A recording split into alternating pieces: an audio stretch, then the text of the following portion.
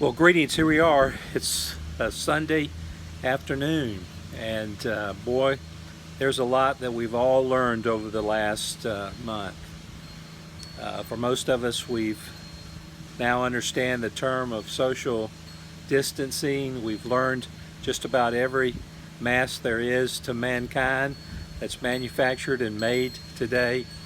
We've been given a new definition around lotions that you wash your hands with, antibacterials. We've learned an awful lot about science. But some of the things that I want to share with you today, because all of us have a lot of time on our hands. Most of us are not out in the workforce, and most of us are in our home settings. We might go out to pick up something to eat, to go in the grocery store, to go put some gas in our cars, but for the most part, most of us are back in our homes, and we're beginning to do some things that probably we haven't done in a long time. The thing about life is that it can get you caught up in a very fast pace, and we neglect so many things. But I trust that during this time we have a chance to really zero in on some things that really hold high credence and so much value to how life should operate on a day-by-day basis. I've been falling back and looking at people over history, those that have been called, and in my opinion, providentially, to come into a gap in time and really fill that gap with tremendous leadership. The definition for most people today when they look at leadership is not the precise and targeted definition of leadership, of really what it needs to be. I want to center in on this word called vision, to be a visionary.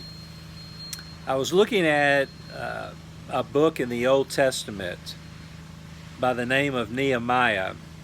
Nehemiah was a man that came on the scene in a time where the city of Jerusalem, which was a very prosperous city, very vibrant city, much like America, it was very capitalistic. People were thriving in its economy.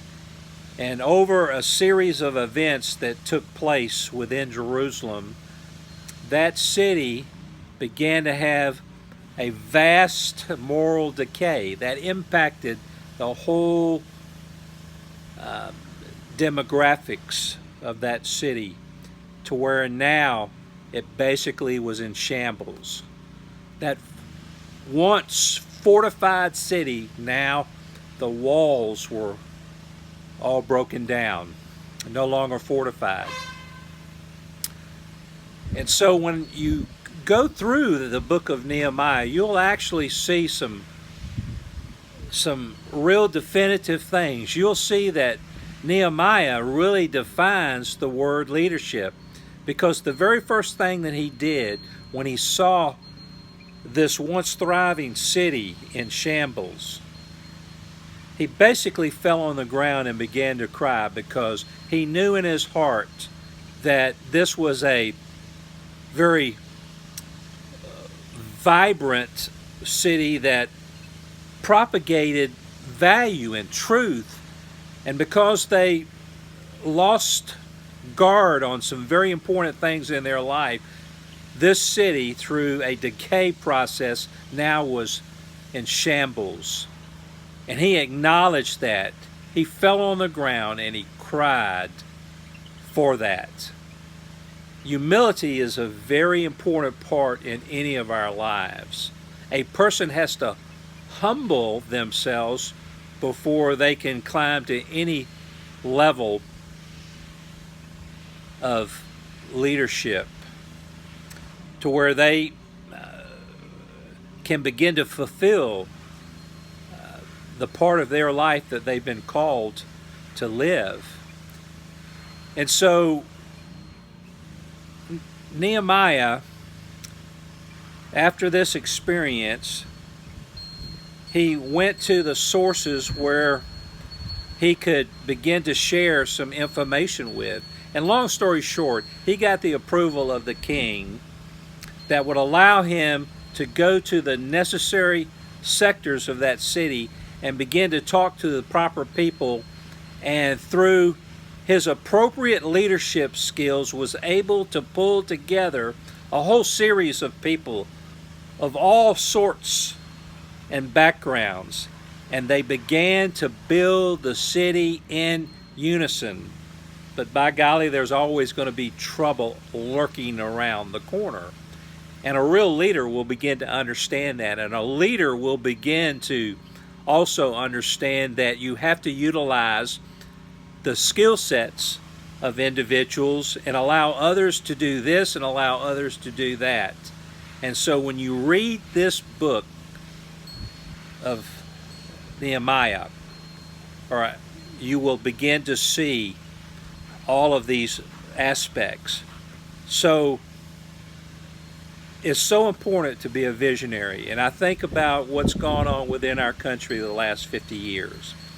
And you see what's going on in cities of America, and you see that there's mayors, there's leaders in municipalities, you see there are governors of states, you see the federal sector, and you'll see that we've allowed ourselves to get to a point and place where we no longer make anything, and so we're totally dependent upon others. And by golly, there's an awful lot of people that really despise us and hate us. And you see, a real leader understands and sees how important it is to be able to take care of the affairs of the municipalities, the cities, the states, and the country, and how important it is for us to put our country first again. And so Nehemiah understood this. Nehemiah was propagating a message to us here in America, how important it is for us to have leaders and elect leaders today who are visionary, who can look beyond, who can look at aspects where we may neglect, and we need to put things back in place as primary, because it will have an impact if certain things come our way. So I trust that you will take this time that we do have upon our hands, look and read and decipher and see what is really important today. And as we move ahead in the future, and as we look to people to lead us, let's make sure we elect visionary people. Until our next broadcast, make this day an excellent day in your life.